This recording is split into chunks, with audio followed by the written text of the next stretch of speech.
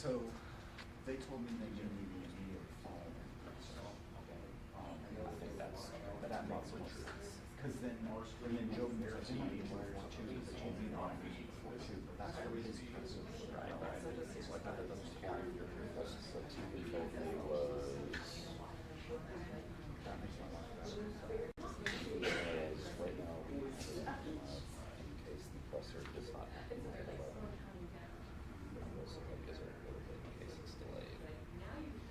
So that would make sense. That Brandon Davey might be outside. Yeah, check. And just let me know.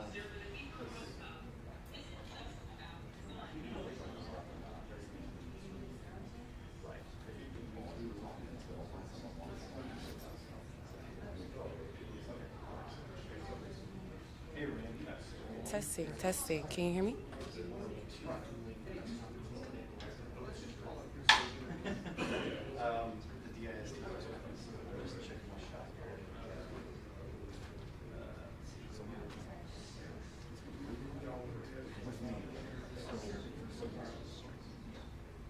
Hey, Brandon. It is. We're going to do one more test. Testing 1, 2, 3, 3, 3, 3, 3. Yeah.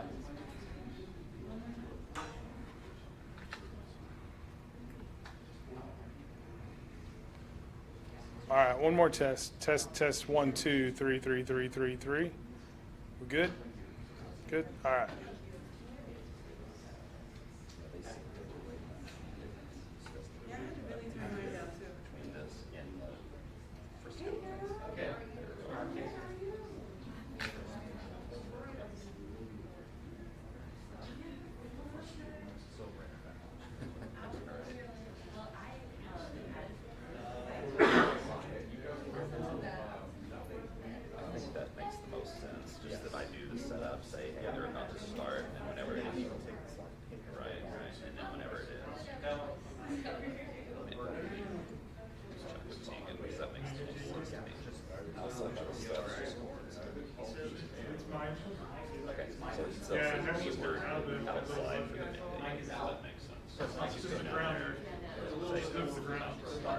Yeah. Has already started.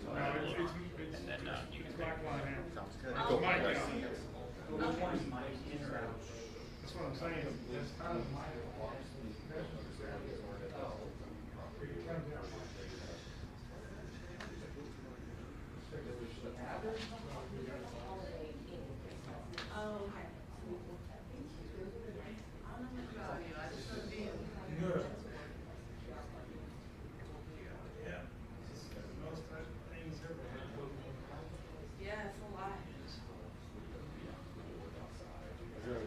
try it again, or are you good? I think I'm good.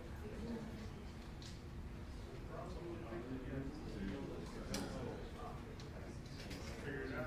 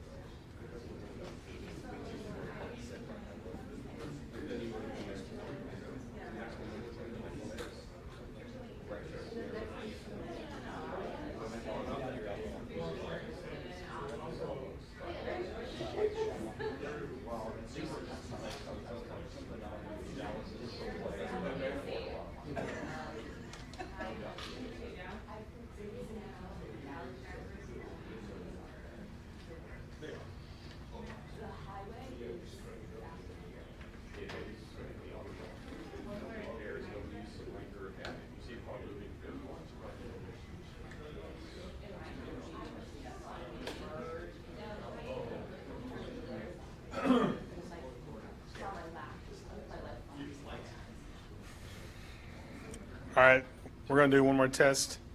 Testing 1, 2, 3, 3, 3. This is only a check. The old moat box back there is full, so we're doing the best we can. Testing, testing, testing. 1, 2, 3, 3, 3, 3. Everybody okay? Testing, testing. 1, 2, 3, 3, 3, 1, 2. No, it's DSTV's lights. I don't see them in here, but why y'all want to change them? It's not, no, I just wanted to add to them. Yeah. It's not really doing much. I'd say add. Okay. I'm not going to stop you. Testing, testing. 1, 2, 3. And all right. I'm going to start charging.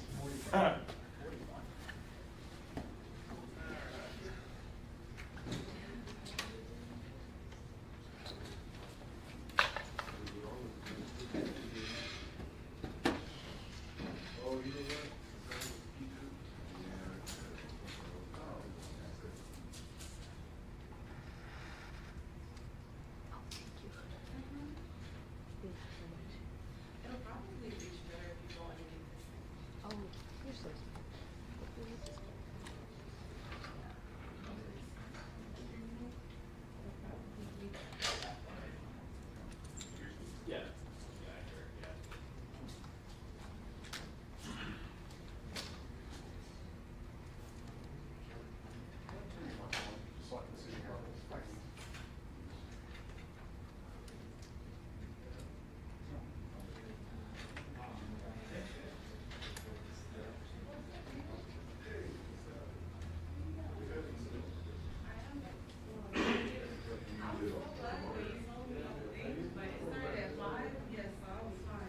check 1, 2.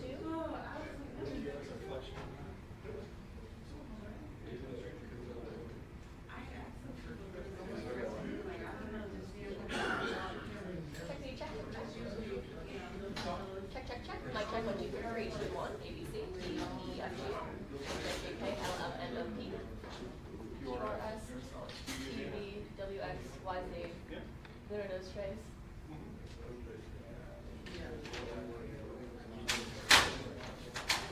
Yes.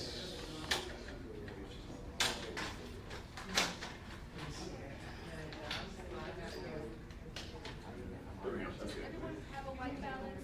Oh, well, that's on the camera's ready? Okay. Anybody else need a white balance now?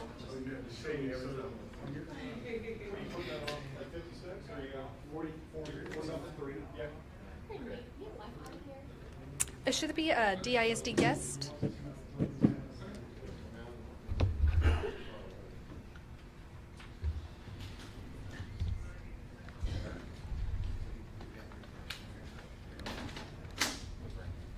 So, bro.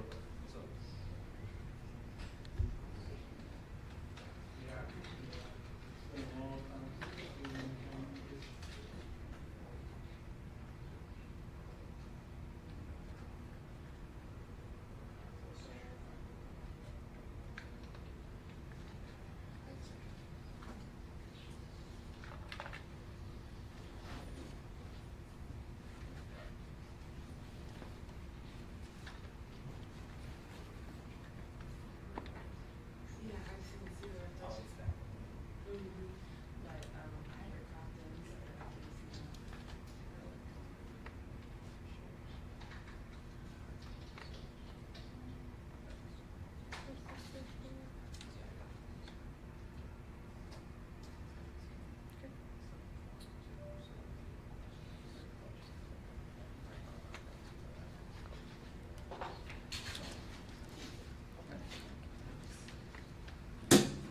All right.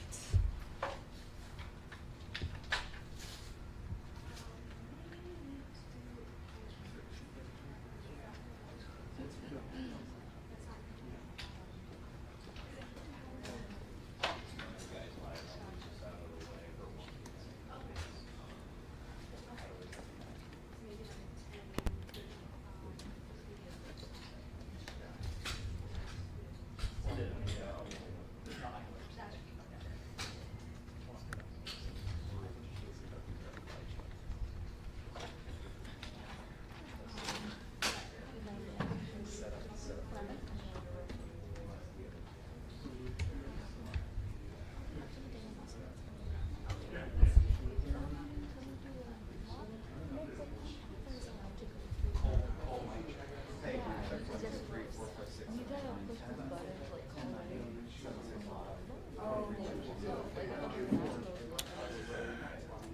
All right, we got a couple of stragglers coming in, so we're going to test one more time. Testing 1, 2, 3, 3, 3. 1, 2, 3, 3, 1, 2. This is a test. Testing 1, 2, 3, 4, 5, 1, 2. All right, boys and girls. Testing 1, 2, 1, 2. All right. Love those thoughts.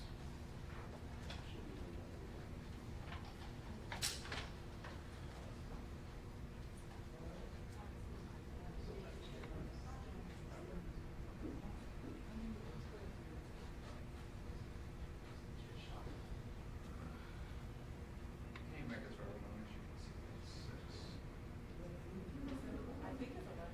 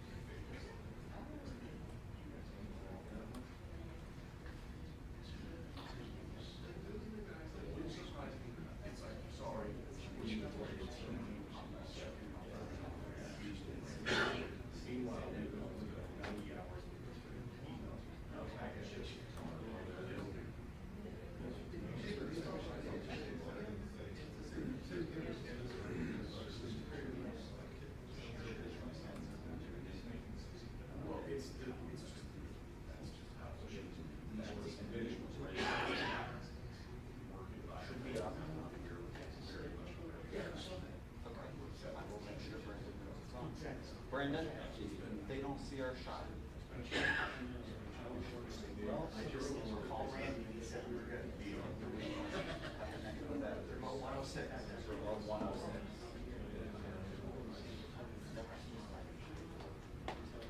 It was their issue.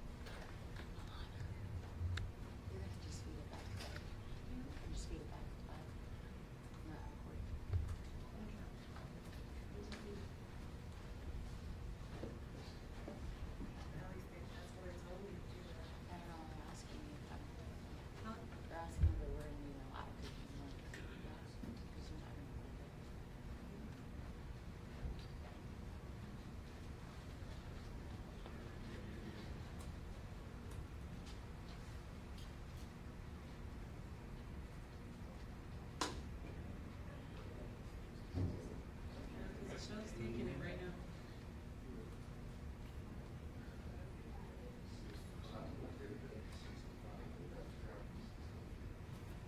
How y'all doing? Yeah, how you doing, man? 73. Yeah, let's put it 55. Mic check, 1, 2, 3, 4, 5, 6. Remember, take the solid. I got this spot, man. You shall receive. Old school, old school. We have, Let's do that, then.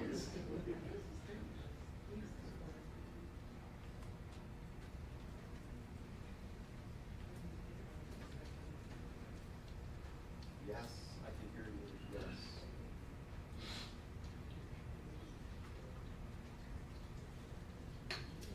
Good. All right.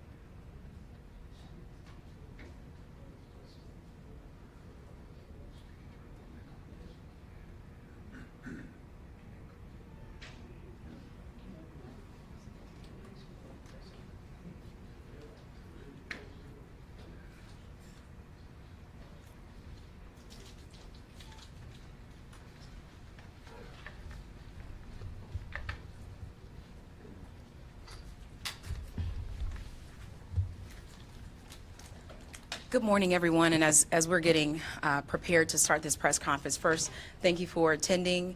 I just wanted to briefly make an introduction in spelling so that way we can move forward with our press event. Today, you'll have the pleasure of speaking with Chief Albert Martinez, Chief of Dallas ISD Police. That spelling is Albert, the traditional way, A-L-B-E-R-T, Martinez, M-A-R-T-I-N-E-Z. Again, Chief of Police for the Dallas Independent School District's Police Department. And then following that, after an update, we will provide an opportunity for questions. And we know that there are some questions that you all have. We will allot a few minutes for that, and then at the conclusion of that, we will wrap and end this particular briefing opportunity. So thank you so much, and I'll turn it over to our Chief of Police, Albert Martinez. Thank you.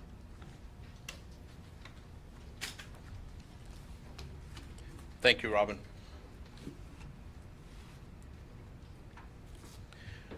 I want to thank everyone for their patience and understanding as we prepare to provide information on the shooting that happened at our Wilmer-Hutchins High School. As you can imagine, yesterday we were busy with trying to track down information and prepare our investigation and move forward with that, and then be able to update you all today. This is obviously not something that we want to happen, but we understand the violence that is happening in our communities, not only in Dallas, but throughout the state. First of all, I'd like to take a moment and thank the Dallas Independent School District Police, our men and women who were there and did everything they needed to do to get inside that school. The Dallas Police Department, the Texas Department of Public Safety, DART Police, Dallas County Sheriff's Office, the Hutchins Police Department, the Dallas Fire Rescue, the ATF, the FBI, Dallas Constable's Office, and the Dallas County Marshal's Office. The Dallas Independent School District Police is the lead investigative agency in this shooting. We are committed to making our schools the safe haven that we all expect. Safety is everyone's responsibility, and it starts in our communities and continues on in our schools. Dallas ISD Police and Security and the district schools monitoring teams spend an enormous time training, along with carrying out those monitoring duties, ensuring that our safety and security is taking place in these schools, including Wilmer-Hutchins, and reviewing our safety protocols on how we can be better. We also have a duty to you all, to the community, to be transparent and accurate with our information, but we also have to be responsible on providing that information, again, to make sure that we are being accurate and we are providing you all with the most capable or most useful information at the time. Of course, it takes time to gain an accurate picture of what happened. We understand the frustrations, parents and students, and trust me, we're all feeling that frustration, and we are frustrated ourselves. Each of you know how detrimental sharing incorrect intel can be. This is still an active investigation, so not everything can be shared, but we are conducting our investigation. So, based on video evidence at Wilmer-Hutchins High School, at 12:56 p.m., the shooter arrives at the Wilmer-Hutchins High School parking lot and parks his vehicle on the north side of the school. At 12:58 p.m., the shooter exits his vehicle and walks around to the west side of the school and approaches a side door or back door, which was locked and it was secure. At 1:01 p.m., another student opens that locked door on the west side of the building, and the student enters, or I should say the shooter. The shooter is observed walking down the hallway towards the cafeteria, and that's at 1:02. At the same time, at 1:02 p.m., the shooter opens fire and wounds 4 students, and the other students that were in that hallway scramble away from the shooter. At 1:03 p.m., the shooter is fleeing and exiting out the same door, and then he runs back to the vehicle that he had in the parking lot at the north side of the school, enters that vehicle, and leaves the campus. And through that timeline from the point of entry into the school to the time he exits is less than 2 minutes. I do want to correct some misconceptions and share what we can. We've worked on our safety protocols. Again, this entry was not made through the front doors, the metal detectors. We've talked about that. Obviously, we were here about a year ago talking about this very situation, but this did not happen through our front doors or through our metal detectors. Our safety protocols were being followed by our staff and our officers. Our metal detectors were operating effectively. I want to emphasize to you all that all doors at this campus were locked and were secure. As you know now, the suspect is in custody, and he was a student enrolled in Wilmer-Hutchins High School. Our students' privacy limits does not allow the district to confirm his name, but that is pretty much common information now. The suspect was let's see, again, mentioning here that 4 students were wounded in this shooting. Another 5th student suffered a injury, but that was more of a scrape or a bruise from the falling and running. Dr. Elizalde and the school leadership team members have reached out to the families of the victims who are expected to make a full recovery. We are aware of an unauthorized video circulating social media that appears to be from the school's surveillance camera. We are investigating how this video came about or how it was accessed and released. And at this time, we cannot fully confirm or cannot confirm validity of the content. At this time, our Wilmer-Hutchins High School will remain closed. It was already going to be closed on Monday. Our staff will return on Tuesday, and we expect our students will return on Wednesday unless the superintendent and our staff or cabinet members decide otherwise. With that, I'm going to open it to you all for questions. Sir. Can you tell us why did the district wait for 4 hours to tell the public that the gunman was on the loose? Yes, ma'am. So in these situations, first of all, we're dealing with a very large high school. Our protocols are very simple. We go in to stop the killing, stop the dying. It's written in law. It's written in our policy. Once we've established that, we're rendering aid, ensuring we get the students out, and then we start sweeping the school. So by the time we finish with all that, then we're getting information. This is the potential shooter. Usually, with all these situations, there's always a second shooter, real or imagined. So by the time we're getting all this information, when we established that we had information, we sent out teams to go find him. At the time, we did not feel that we needed to put out that information. Maybe it was slower, maybe it wasn't. But it wasn't going to exactly do a public good to put it out immediately. We also didn't really have a good description. We had a name. Actually, we had several names. But that being said, we sent out our law enforcement teams to go find them. I'm going to take one here and in the back. Yes, ma'am. Sir, your team has said that this gun was not brought in during normal intake hours. What are normal intake hours, and are there only metal detectors at the front doors and not anywhere else in the school? The protocol at the school is they come in through that front door at intake hours and after intake. So in other words, once the bell rings and school starts, the intake, the late arrival as we call it, is at the front entrance where there are metal detectors. The protocol is everybody comes in through there. Again, it's in our practice, in our student conduct, that those doors are not opened when somebody's outside at the other doors. So if the doors were secure then how was that student able to just open the door? It's got a push bar, right? We have to have those doors available to be open from the inside because of fire code. Would you describe what secure means Sure. more explicitly? So secure, it just means it's locked and it cannot be opened from the outside. They can be opened from the inside, like any doors that you see, probably even in your own building, where you just push it open to go out, but that's in compliance with fire code. So why are there not metal detectors at other doors? When you started this press conference, you mentioned frustrations. Can you share what some of those frustrations have been? Sure.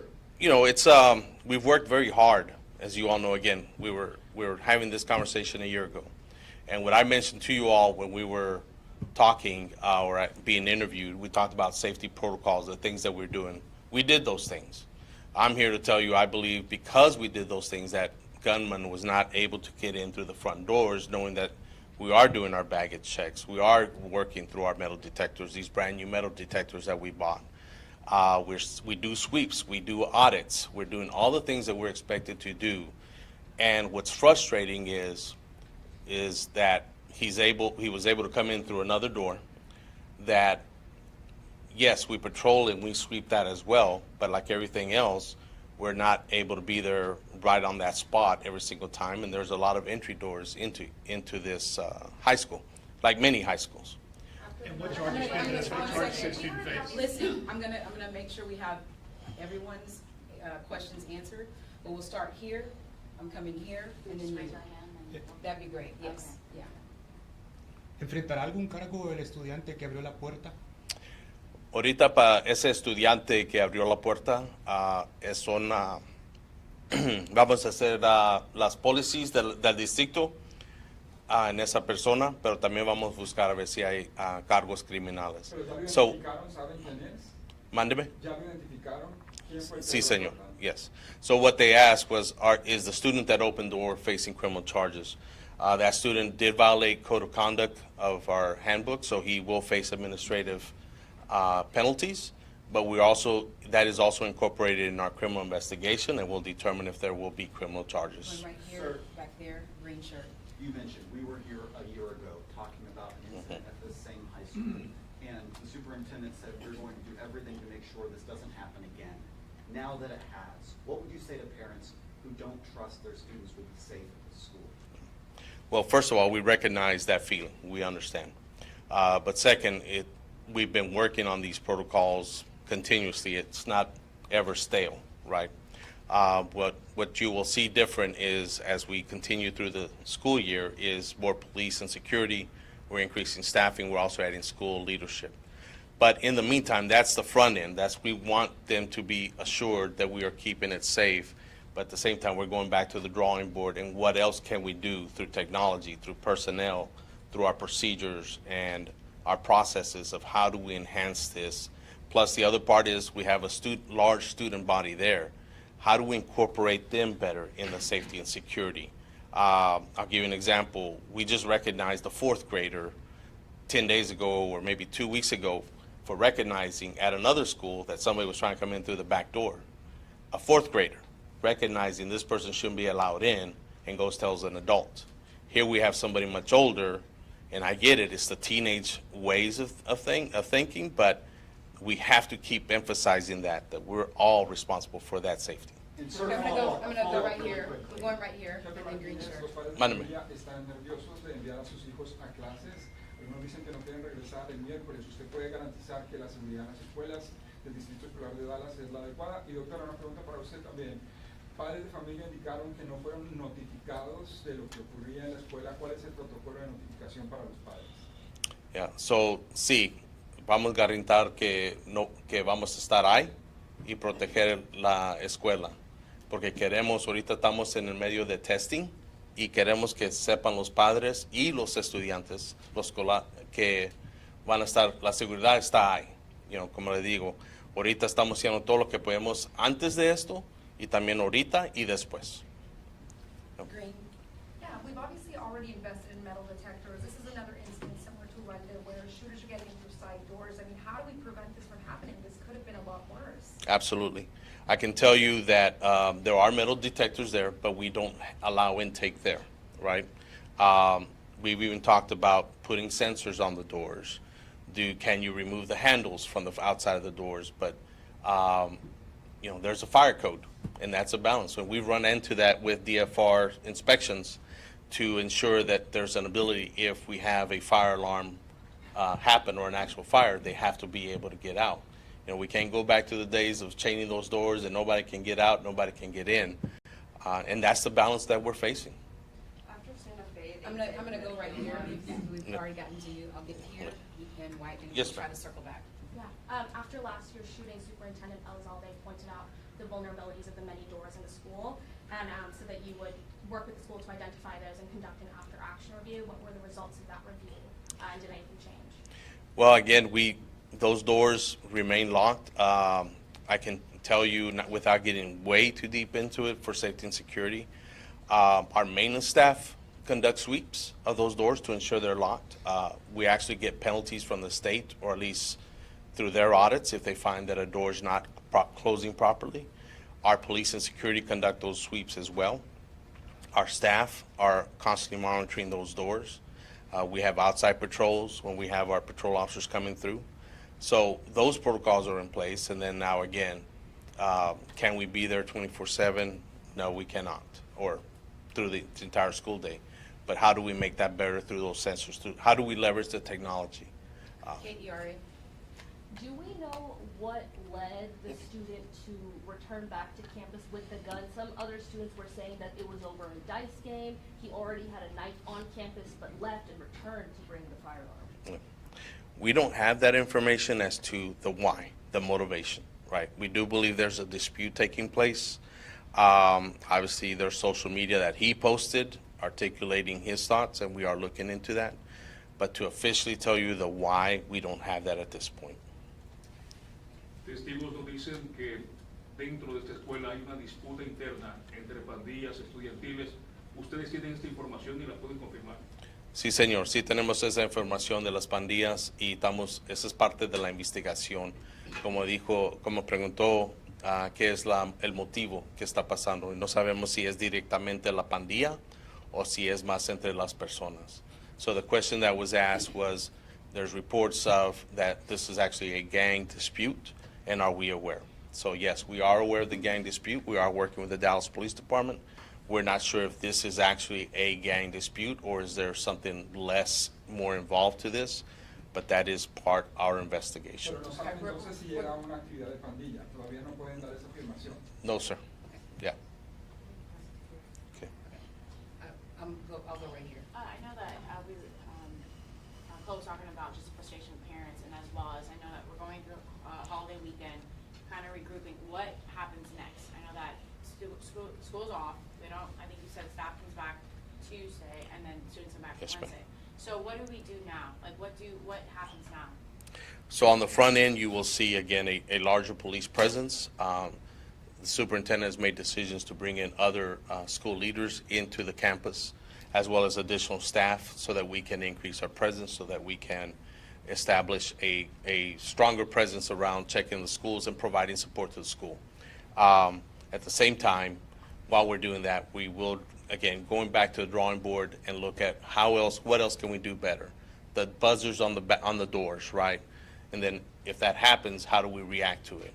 You know, most of y'all know I served 30 years, almost 30 years with the Dallas Police Department.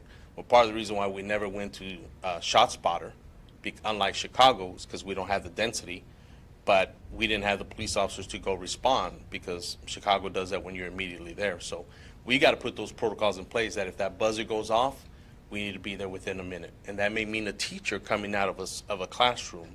And I'm just trying to give you details of how we would react faster so we can see. Those are the things we do. Yes, ma'am. And so with regard to like immediately, like today, our support departments are gathering together with regard to what do we need to do also to support staff when they're returning on Tuesday. And so everyone from both on the school leadership side, from our mental health side, we will absolutely have additional staff members. Our chief of police alluded to the number of doors, and I don't remember off the top of my head the number of doors, but there are, you know, because you'll have one entrance. I know you all have all the angles, you know, like one entrance has 8 side-by-side doors, right?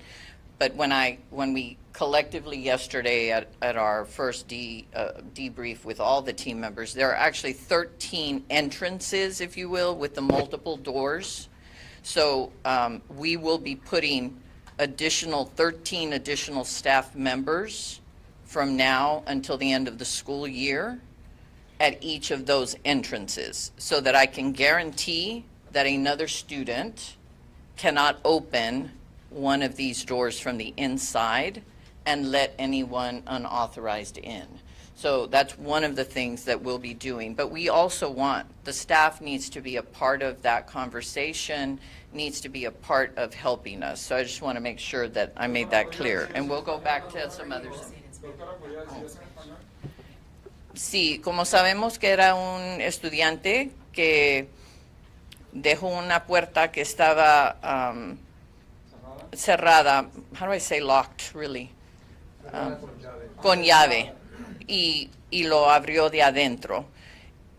Hay 13 lugares, hay muchas más puertas, pero hay 13 lugares donde alguien puede entrar al edificio. Vamos a poner personas del Distrito Central Del resto del año voy a poner 13 personas en cada uno de esos lugares para que de este momento en adelante un estudiante u otra persona no puede dejar que una persona entre de afuera. Eso le puedo garantizar que eso no va a poder pasar para el resto del año.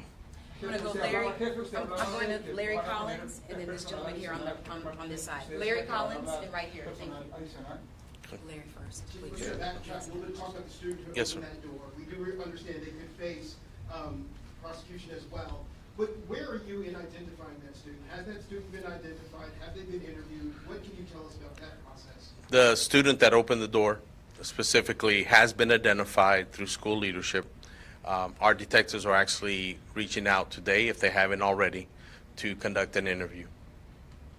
This gentleman here, and then we'll go to Lori. Okay. Just to clarify, police presence will be increased, is that permanent or just next week? Do we know the kind of weapon, and what was the timeline for him being inside? Yes, sir. So we'll be there through the rest of the school year. Again, this is to put that presence forward, and then we'll circle back and see how else we can do better, right? We are waiting on the state funding, as you all are aware, and our superintendent's been very active in that. In and out, 2 minutes, less than 2 minutes. And the weapon for what we received yesterday was a .40 caliber weapon. No, ma'am. Lori, and then here and here. A couple questions. Were the students that were hit targeted, or does it appear to be random? I won't get into the details of that, but we do believe he went in there specifically targeting an individual, and that's as deep as we'll go with that. And do you know at this time if the student who opened the door, was he just trying to, somebody's out, was he know, was he an accomplice? Is what I'm trying to say. Right. That's what we're investigating. How deep is the culpability there? Yes, ma'am. Sir, after last year's incident, you did an after-action review. Did that after-action review identify these 13 entrances around the school as a potential vulnerability, and did you take action then about this? We did, in that we were very aware that there's multiple doors. You know, you look at all our schools, right? Any high school or middle school, everybody has a lot of doors. What we consider, again, was doing the constant sweeps and checking the doors, making sure that they remain locked. We recognize that we cannot be posted at those doors or those different sets of doors all the time. But now with this incident, we go back and say, okay, what else can we do? That's our responsibility to our students and to our faculty and to our community. Will you add, though, that what we did do is we have cameras at each Yes. of those? Yeah, so we did upgrade our cameras. Thank you, Superintendent. We did upgrade our cameras, and we also have a security operations center that we also use to help us in these incidences or to monitor. And that's because of last year? So you upgraded your cameras? Yes, yeah, well, part of that in the bond package, and that has helped us tremendously because it's got artificial intelligence in it as well, like most cameras nowadays. Right here. Yes, ma'am. Sir, do you know where the suspected shooter got the gun, and will his parents face any repercussions? If the investigation reveals that they have some type of culpability to providing that weapon, they will face charges, but we do not know where that weapon came from. Jefe Martínez, ¿qué sigue Mande. ahora? ¿Qué medidas adicionales se van a tomar en esta preparatoria? ¿Y este estudiante fue precisamente a buscar a otro estudiante para dispararle o qué ha mostrado la investigación? Creemos que entró con esa decisión que estaba buscando a alguien. Pero es parte de la investigación, so no puedo avisarle más de eso. Y en parte es de tener otra presencia grande de la policía, pero también de, como dice, más maestros y administradores de la escuela.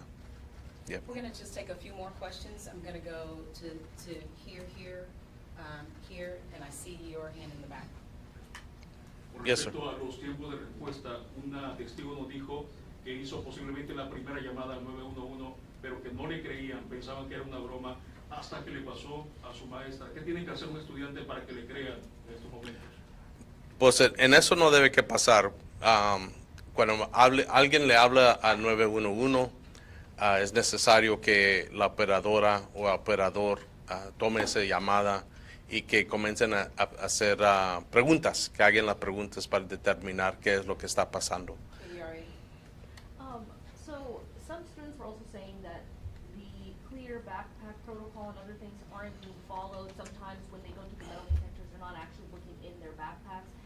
can we confirm that the student already had a knife on him when he came to school? We cannot confirm that. This is the first that I've heard of that, but we will be looking into it, and we'll, again, review our videos and see. What about the students saying that the clear backpack and other protocols aren't being followed? That's being looked at as well, but that will be an administrative process. Right here, so are you confirming that the student was already at the school earlier in the day? I cannot confirm that. No, ma'am. We'll have to review the video to see if he was actually there. Okay, we're, this gentleman here, and we'll, 3 more questions, and that's it, right here, and we'll close out. In your professional opinion, was this preventable?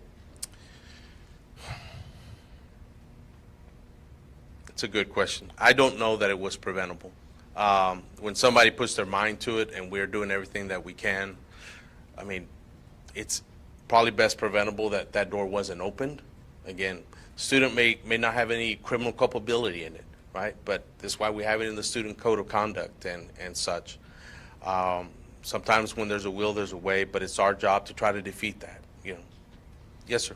Chief, kind of a follow-up to that same question asked a different way. Is there anything unique about Wilmer-Hutchins High School, or did what happened on Tuesday to be applicable to any school across a larger district that you may have to look at? No, but again, David, as you know, I've served almost those 30 years with Dallas Police Department.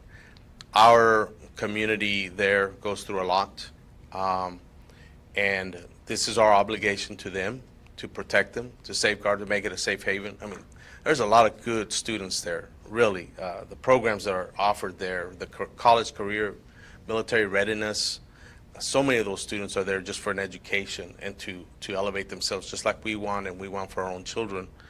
And that's our obligation. That's what we're focused on. And those bad few apples, or those few bad apples, it's our job to be surgical and precise, but our mental health programs are robust, and that's really where the fight is. It's in that mental health and the socioeconomic services that we provide, along with other entities. That's how we prevent school shootings. We got to connect. You know, one of the theories out there, or maybe it's reality, the way we prevent school shootings is by having a student that can connect to at least one person, whether it's a teacher, a police officer, another student, a football team member, or a chess club member, anything, so that they feel connected. And that's where the bottom line is for us, not just the law enforcement side, but through our school leadership and police department. What's unique about this police department compared to Dallas Police, where I served, was so we have an opportunity to do much more, and that's what we've been working on. We're gonna do this last question here. Yes, sir. Chief, in the immediate aftermath, we talked to students who said that their teachers leapt into action immediately, locking doors, telling them to hide in the corner, and saying that they would stand in front of their students if the gunman came into their classroom. Absolutely. What do you think hearing that, and are teachers trained to do that? Yes, sir. We go through that training every year.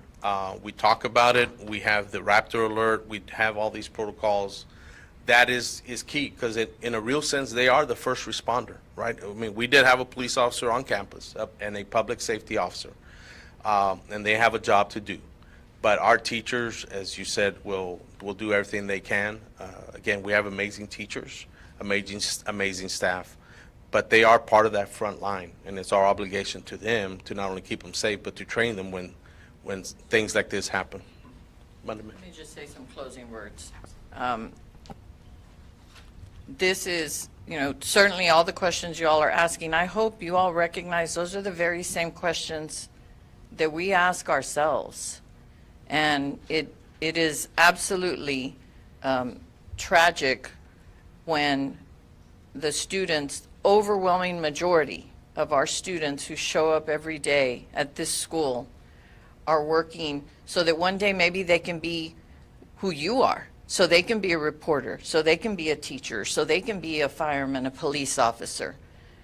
And our students, there are some students who are dealing with a lot of things outside of the school. And we also know that it is still our responsibility to do our very best. Those doors, I just need to reiterate, those doors by law have to be able to be opened from the inside, because you all would be right back here if some other tragedy occurs, and those doors were not able to be opened, and kids and adults needed to exit. So while there are certainly many things that, again, we will go back and we will look, this is an instance where someone had something they were intent on doing. While we can't give specifics, what appears to be clear is that this was not random in terms of the intent. And again, the culpability of the other individual that created the vulnerability is still under investigation. And so our law enforcement will take that lead. Our teachers, I also heard from our students, from our parents, and how the teachers immediately did their protocols, put the doors on lock, put the kids behind their desks, and stood in front. Those teachers did all of that to ensure that all of the students were safe, and that puts themselves at risk. So there is nothing that a district member wishes we could figure out. If we knew exactly how to solve this problem, we would solve it. It's going to take all of us. And yes, there are absolutely things we could do better. Please note that the first thing that we did was ensure that the kids that were injured were rendered aid immediately, and that we were sweeping the school to ensure that the shooter was no longer there. Was it only one shooter? It's very, very complex. And we appreciate your all's patience. We want to give accurate information. We want to be transparent. You all have experienced with other recent events what happens when information gets out that isn't accurate. And so it's very, very challenging to try to get as much information to you as possible. And this is a very, very heavy feeling for everyone, but I also want us to remember it cannot be heavier for any of us than it is for our families, for our students, and for the staff of that school. They have endured. And so we're going to put additional staff members there, from central office staff members to additional police presence. And I want to reiterate, since there are 13 different avenues of multiple doors, we will have staff that will be there for the last 23 school days throughout the entire day. It's not just going to be when the students arrive. They will be there the entire time that the school is in session, so that this one vulnerability that we now see, we can do something about that from now until the end of the school year. And we also know it's something we're going to have to consider, that the entire state, the entire country has to consider at every single school, because Wilmer-Hutchins is not unique in terms of how many doors you have. So thank you very much. Thank you. At this time, we won't take any further questions. We're going to wrap, but we appreciate you for coming out, and thank you again for your patience and understanding. Feel free to reach out to our team members who, if you have additional questions, will be standing by to help provide clarity as needed. Thank you so much.